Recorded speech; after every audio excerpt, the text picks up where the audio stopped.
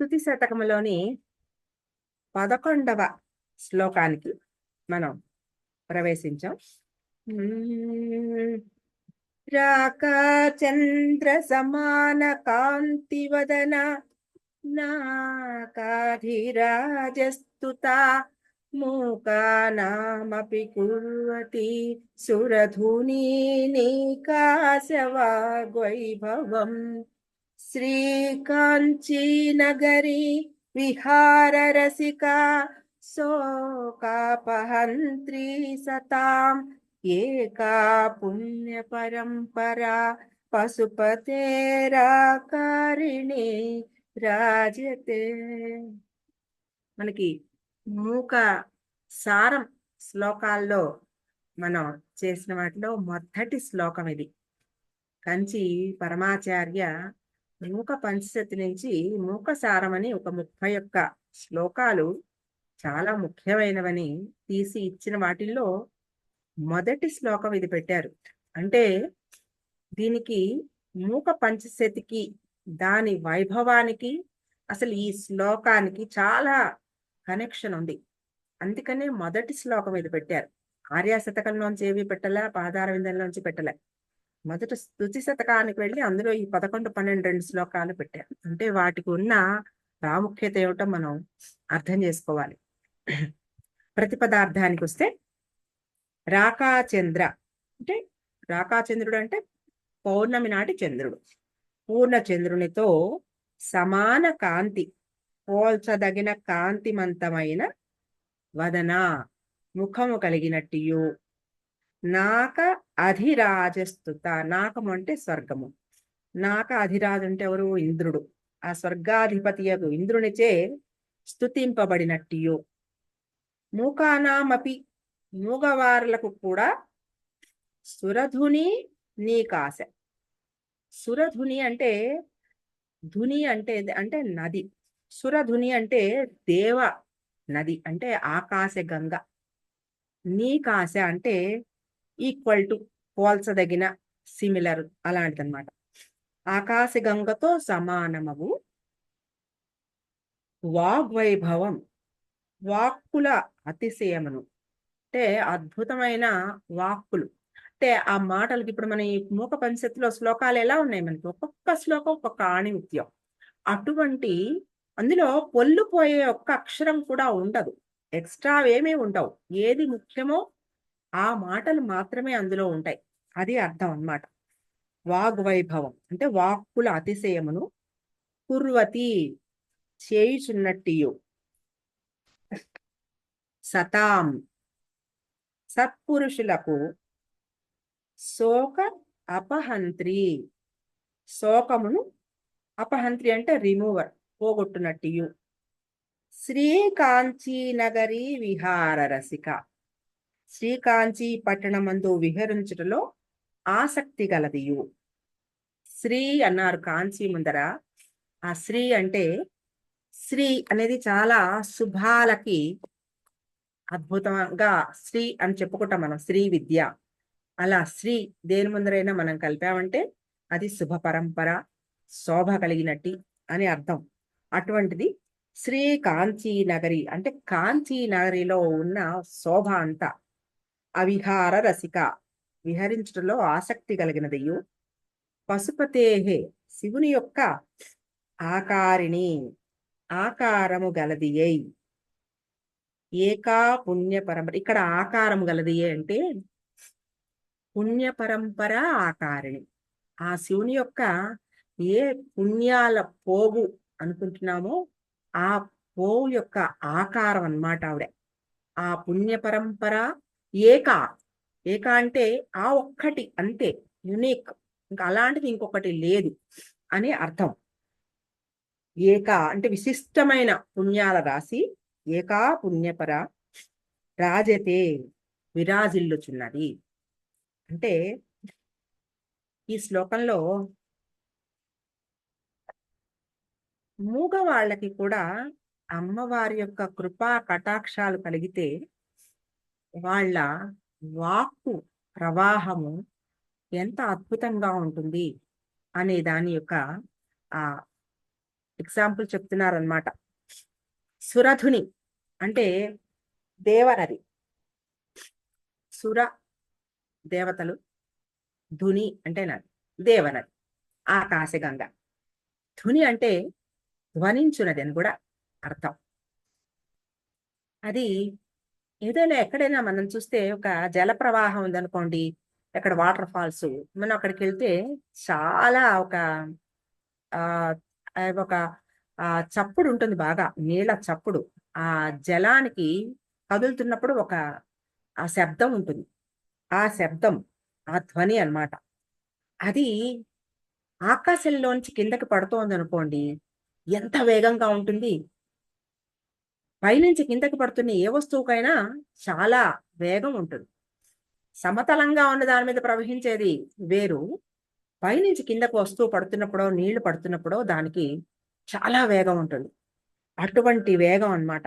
అట్లాంటి ఆకాశాన్ని నుంచి కిందకి దూకే ఆకాశగంగ యొక్క వేగము, ఆ చప్పుడు, అంటే దానికి ఉన్న ఒక ధ్వని, ఆ ధ్వని అది వారి కవి వారి నోటి నుండి వెలువడుతున్న వాక్కు వైభవం అన్నమాట. అటువంటి వాక్కు వైభవము ఆ మూక శంకరుల నోటి నుంచి వెలువడుతోందన్నమాట. ఈ అమ్మవారి కరుణతో కూడిన ఈ వాక్ వైభవము ఆకాశ గంగలాగా పవిత్రమైనది.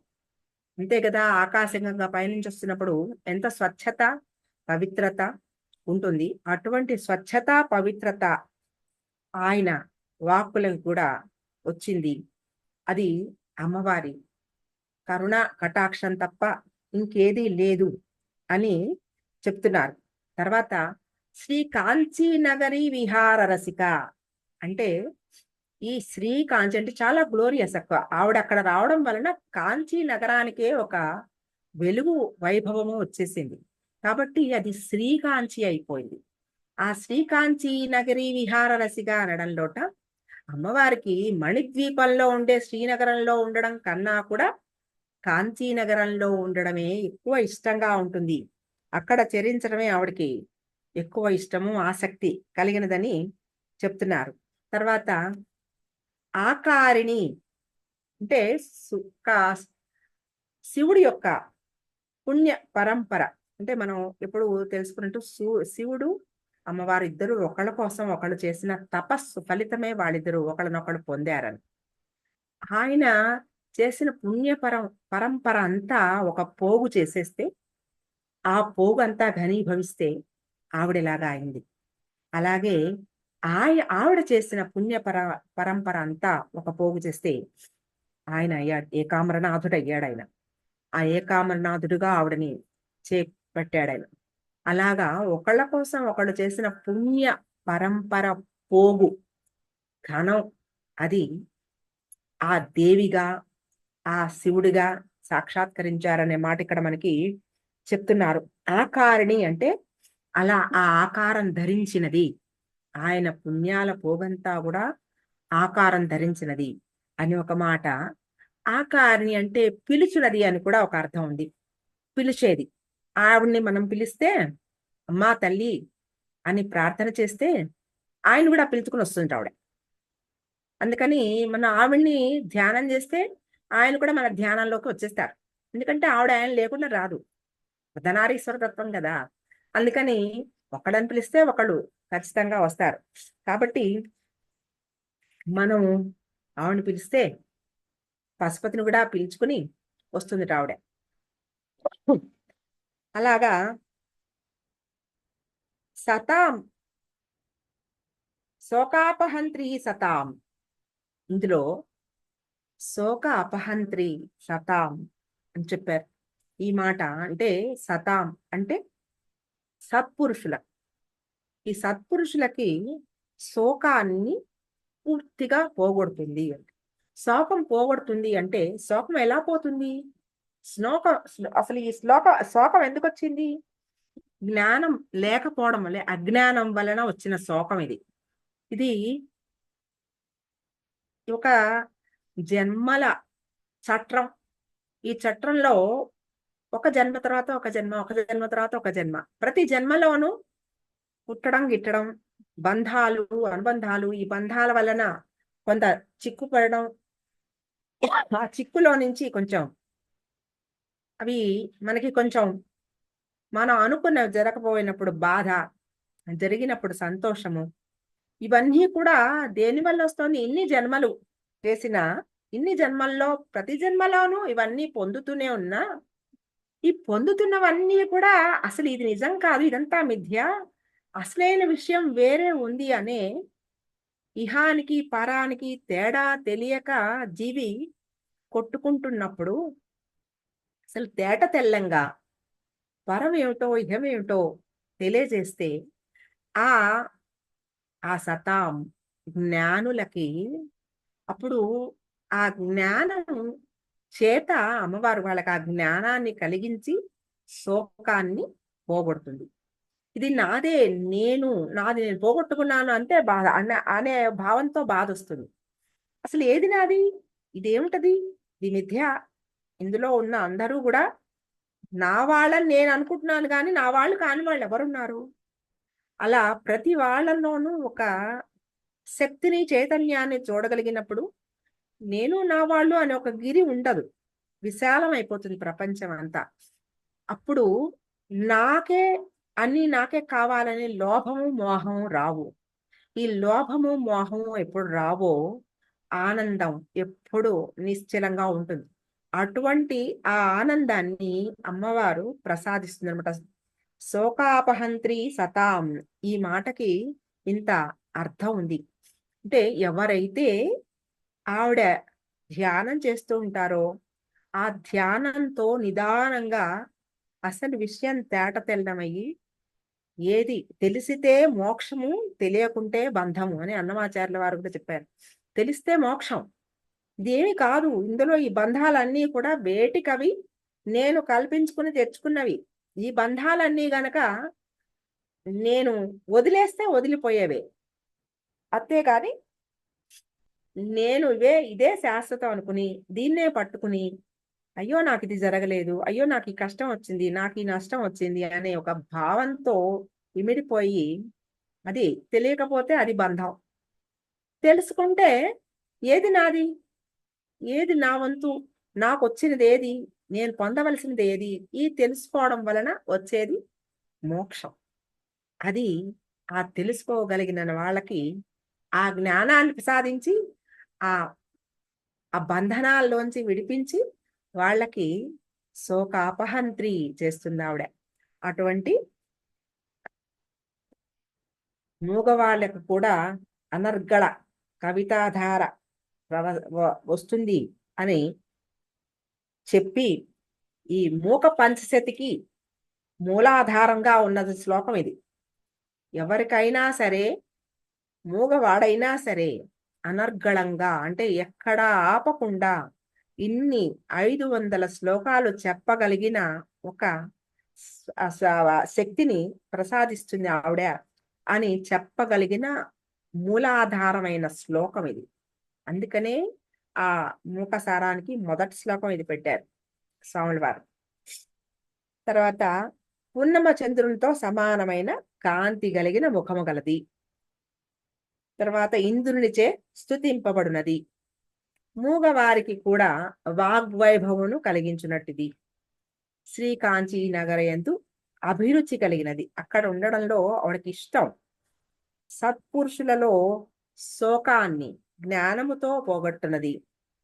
రూపు దాల్చిన శివుని పుణ్యముల రాశి వరస అనదగినది అయిన కామాక్షీదేవి ఆ కాంచీనగరంలో విరాజిల్లుచున్నది అని ఈ పద్యంలో మనకి చెప్తున్నారు. చంద్ర సమాన కాంతి వదన నాకాధిరాజస్తుత మూకానామపి కుర్వతి సురధుని నీకాస్య వాగ్వైభవం. శ్రీకాంచీనగరీ విహార రసికా శోకాపహంత్రి సతాం ఏకా పుణ్య పరంపరా పశుపతేరాకారిణి రాజతే